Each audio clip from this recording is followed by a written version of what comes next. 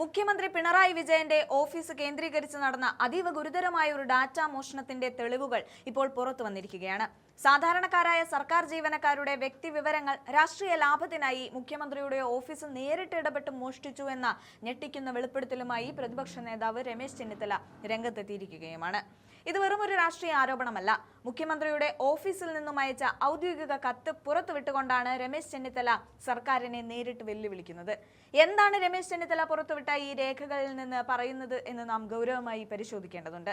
മുഖ്യമന്ത്രിയുടെ ഓഫീസിലെ officer on special ഡ്യൂട്ടിയായ സാംബശിവ റാവു സർക്കാർ ജീവനക്കാരുടെ ശമ്പള വിവരങ്ങൾ കൈകാര്യം ചെയ്യുന്ന സ്പാർക്കിന് നേരിട്ടൊരു കത്തയച്ചു. എന്തിനായിരുന്നു ഈ കത്ത്? എല്ലാ വകുപ്പുകളിലെയും ജീവനക്കാരുടെ വ്യക്തിപരമായ വിവരങ്ങൾ ശേഖരിക്കാൻ വേണ്ടിയായിരുന്നു ഇത്. കെ സ്മാർട്ട് വഴി ഈ വിവരങ്ങൾ എക്സൽ ഷീറ്റുകളാക്കി നൽകണമെന്നായിരുന്നു കർശനമായ നിർദ്ദേശം.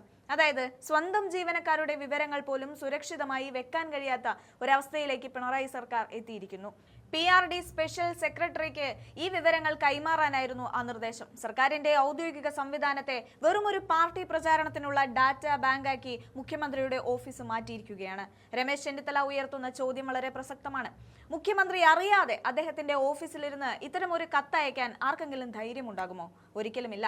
സ്പാർക്ക് എന്നത് ജീവനക്കാരുടെ അതീവ രഹസ്യ സ്വഭാവമുള്ള വിവരങ്ങൾ സൂക്ഷിക്കുന്ന ഒരിടമാണ്. അവിടെ നിന്നും വിവരങ്ങൾ ചോർത്താൻ ഉത്തരവിട്ടത് മുഖ്യമന്ത്രിയുടെ ഏറ്റവും വിശ്വസ്തനായ ഒരു ഉദ്യോഗസ്ഥനാണ്. ഇത് വ്യക്തിവിവര സുരക്ഷാ നിയമങ്ങളുടെ നഗ്നമായ ലംഘനമാണ്.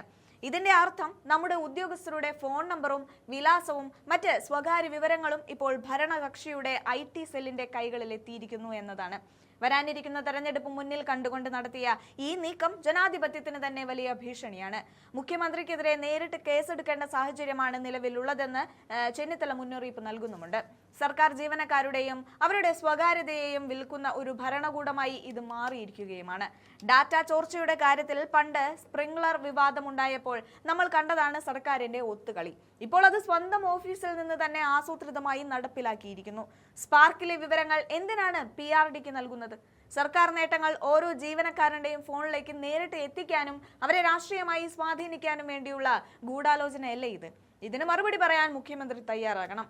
അഴിമതിയും മോഷണവും ഒരു ശീലമാക്കിയ ഈ സർക്കാരിനെതിരെ ഉദ്യോഗസ്ഥ ലോകത്ത് തന്നെ വലിയ പ്രതിഷേധം ഇരമ്പുകയാണ്. രമേശ് ചെന്നിത്തല പുറത്തുവിട്ട ഈ രേഖകൾ സർക്കാരിന് അത്ര എളുപ്പത്തിൽ തള്ളിക്കളയാൻ കഴിയില്ല. കോടതിയുടെ നിരീക്ഷണത്തിലുള്ള ഈ വിഷയത്തിൽ ഇത്രയും വലിയൊരു തെളിവ് പുറത്തു വന്നത് സർക്കാരിനെ ശരിക്കും വെട്ടിലാക്കിയിരിക്കുകയാണ് എന്ന് തന്നെ പറയേണ്ടി വരും.